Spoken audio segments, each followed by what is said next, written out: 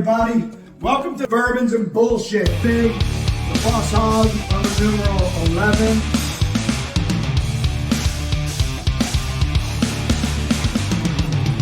Oh, wow.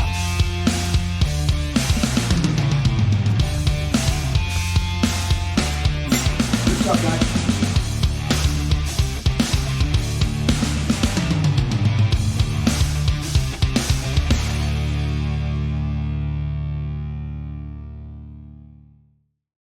Hi everybody, welcome to today's version of Bourbon and Bullshit. This episode is going to be called Calling All Brokers. I want to discuss some things about underwriting. So let's start with the bourbon part first though. Today's highlight is a James E. Pepper. For those of you that cannot see this because you're listening to it, it's a Kentucky straight bourbon. It has a mash bill of corn, rye, malted barley, and malted rye. So it's they don't tell you what the percentages of each are, but it's a really good bourbon. So I am going to pour myself a little pour. We'll talk about the bourbon first. All right. By the way, it comes in a really cool decanter that has some etching on it and everything. It's actually a good looking bottle at the same time. All right, so on the nose, you have the fruit, kind of like an apricot type of fruit. There's a decent vanilla smell to it. That's pretty good. All right, so here we go with the flavor profile of this one. I always say, and you'll hear this in my videos a lot, is I always think the second sip is the best. The first one kind of clears your palate. The second one will really give you the true flavors of it. Oh wow, that's good. Got a hint of cinnamon on the front of this one. Kind of tastes like raisins maybe. On the back end you get that good rye flavor, kind of like a dark fruit maybe. You definitely get a little bit of leather there. Man, that's a good one. Man, that's a really good one. So it's about $60-something a bottle. Really good buy. A little bit hard to find. So when you're out looking, if you stumble across this, I've only found it in the wild twice.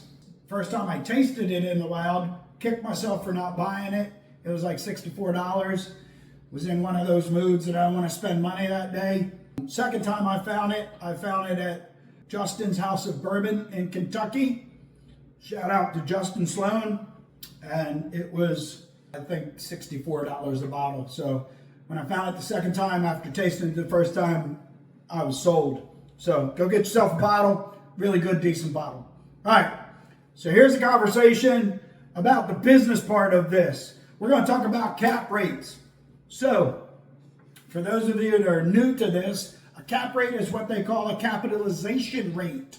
And how you define that as a capitalization rate, it is your gross revenue of your asset, less any of your expenses, that then gives you a bottom line of what they call net operating income, or NOI, and then you take that and divide it by the purchase price, which gives you a percentage. Now, what most people don't know is that percentage is also your percentage of return, or what they call yield. If you paid cash for the whole property, that's the percentage you would make. So like in self-storage in today's market, you'll hear a lot of people go, well, you know, it's a 6 cap, it's a 7 cap, it's an 8 cap. Well, what that means is if you paid cash for that property after you collected the revenue and paid all your expenses, that you would make a 6, 7, or 8% return on your investment. So here's what most people also don't know, is that in a market like what exists now, if I was to go get a loan on that property, today's market is somewhere around that 7.5 to 7.75 rate for the loan. So if I am paying a 6 cap for something, then I am, if I'm the bank, because paying cash for it makes me the bank, I'm actually losing 1.5 to 1.75% on my investment.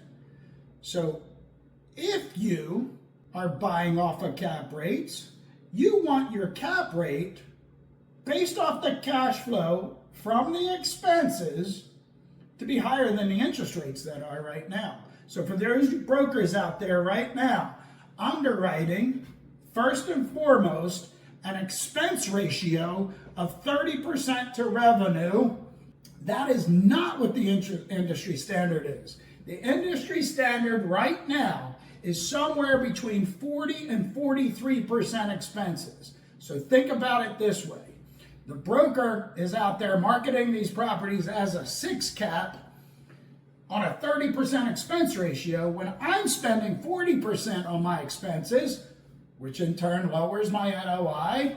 And now I take their purchase price divided into my NOI, and it gives me a 3.5 cap.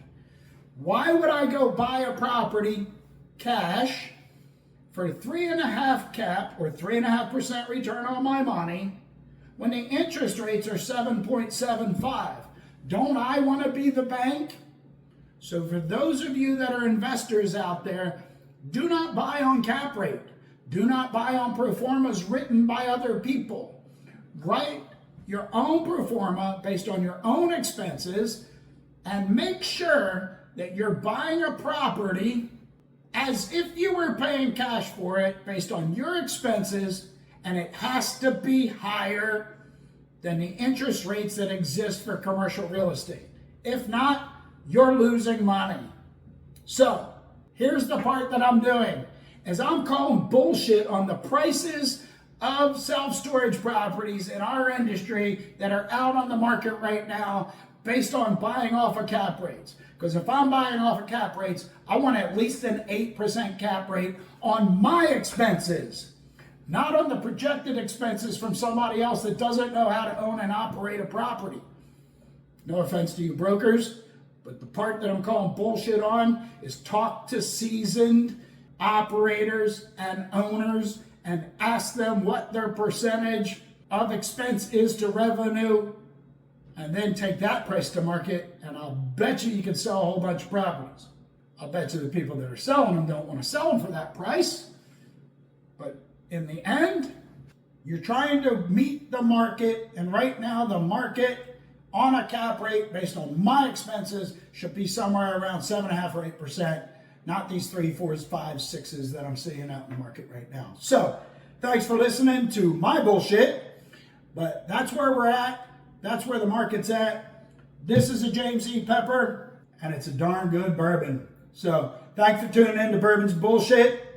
You want to get a hold of me? It's JC Manus, StorSuite.com, 210-818-1496. And as I always say, come join the fun, because I'm having a blast.